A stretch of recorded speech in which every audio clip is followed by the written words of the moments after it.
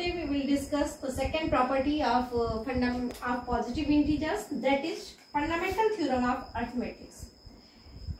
Every fundamental theorem of arithmetic definition है, every composite number can be expressed as a part of prime, as a product of primes, and this factorization is unique apart from the order in which prime factor occur.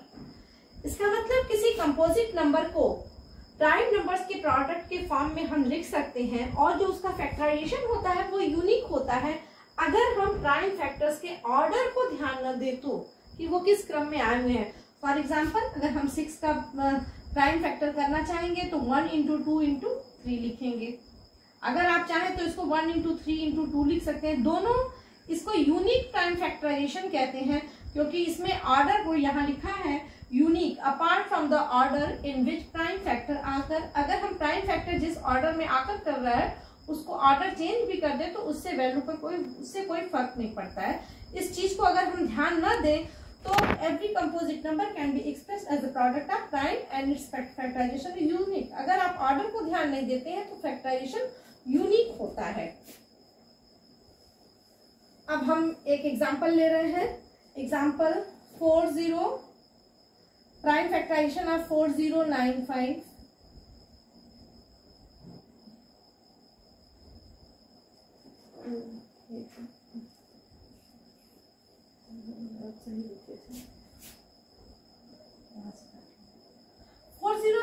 का prime factor अगर हम करते हैं तो ये number 2 से divisible नहीं है. प्राइम फैक्टर करने के लिए हम प्राइम नंबर्स से डिवाइड करते हैं. पहला प्राइम नंबर 2 डिवाइड नहीं होगा, 3 लेंगे. 3 से ये डिविजिबल है क्योंकि 4 5 9 9 18 होता है. तो जब 3 से डिवाइड करेंगे हम एक फैक्टर ट्री बना रहे हैं यहाँ पर.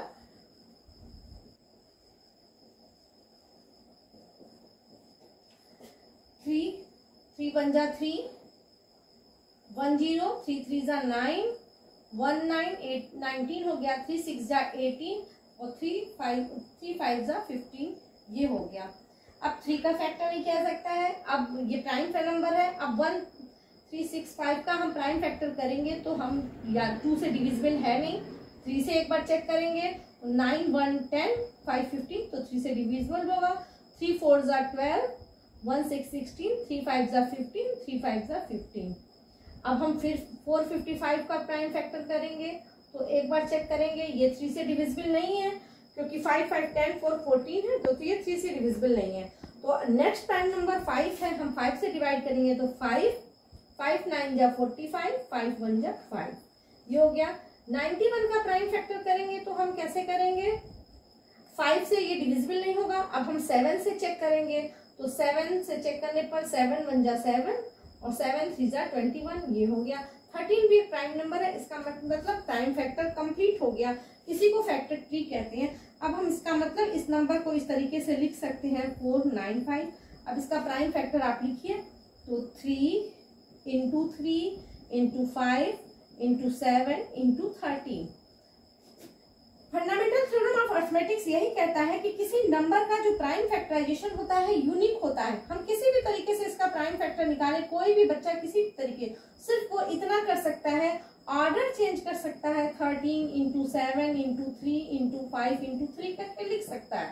ये चेंजिंग बस पॉसिबल है, अदरवाइज यह फैक्टराइजेशन यूनिक होता है. तो ये फंडामेंटल थ्योरम ऑफ अरिथमेटिक्स है. इसके बेसिस पर आप एक्सरसाइज 1.2 के क्वेश्चंस को सॉल्व करिएगा. क्वेश्चंस का प्राइम फैक्टर करना है या तो आप फैक्टर ट्री बनाकर कर सकते हो या ऐसे चाहोगे तो ऐसे करना. जैसे पॉसिबल हो, आपको जो ठीक लगे आप इस तरीके से क्वेश्चन को करेंगे. एक क्वेश्चन हम और सॉल्व करते हैं एक्सरसाइज 1.2 का, वो इसको नोट कर लीजिए. हाँ, this is question number 5 of exercise 1.2. Check whether 6 to the power n can end with the digit 0 for any natural number n. Check कीजिए कि क्या 6 to the power n किसी नेचुरल नंबर n के लिए 0 पर n होगा उसका. 6 to the power n का मतलब क्या है. 6 into 6 into 6 into 6 up to n times. Where n is the natural number, it is given that n is the natural number. n times हमको मल्टीप्लाई करना है. आपसे यह पूछ रहा है कि क्या जैसे n की वैल्यू अगर हम 10 ले लें क्या 6 को हम 10 बार मल्टीप्लाई करेंगे तो यूनिट प्लेस पर डिजिट 0 आएगा, यह आपको बताना है। तो डिजिट यूनिट प्लेस पर 0 आने का मतलब हम इसका पहले प्राइम फैक्टराइजेशन करते हैं। 6 का प्राइम फैक्टराइजेशन 2 इंटू 3। अभी हमने फंडामेंटल थ्योरम ऑफ अरिथमेटिक्स पढ़ा है कि 6 का प्राइम फैक्टराइजेशन यूनिक होता है। इसका मतलब यह प्राइम फैक्टराइजेशन 2 इंटू 3 या 3 इंटू 2 यूनिक है। इसको आप लिख लीजिए 2 इंटू 3। कितनी बार हम इसको लिखेंगे? n times. इसका मतलब 2 भी n टाइम्स रिपीट हुआ है और इसी तरीके से 3 भी n टाइम्स रिपीट हुआ है।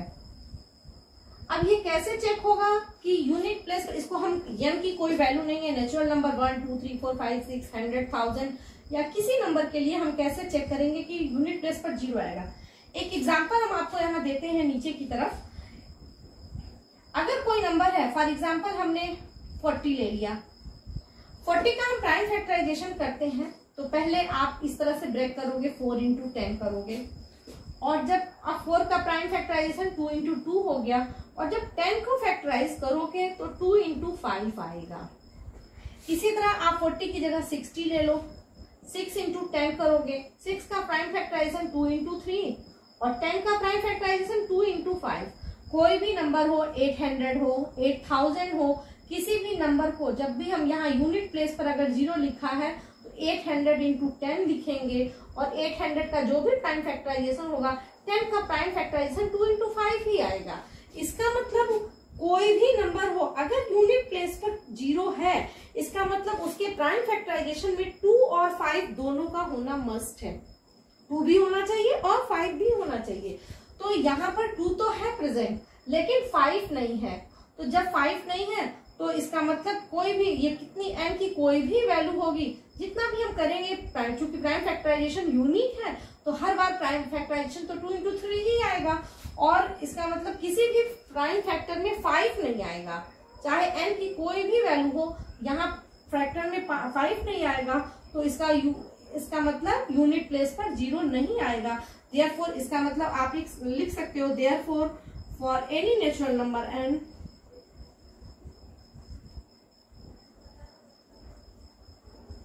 for any natural number n,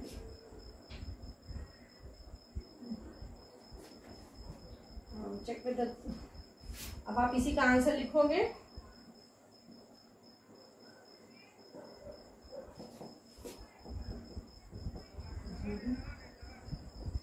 at unit place, किसी नेचुरल नंबर n के लिए 6 to the power n unit place पर 0 एग्जिस्ट नहीं करेगा। तो आप ये एग्जांपल नोट कर लीजिए, क्यों हमने इसको ऐसे लिखा है ये आपको याद रहेगा और इस क्वेश्चन को सॉल्व कर लीजिए। इसी बेसिस पर आप एक्सरसाइज 1.2 को कंप्लीट सॉल्व करेंगे।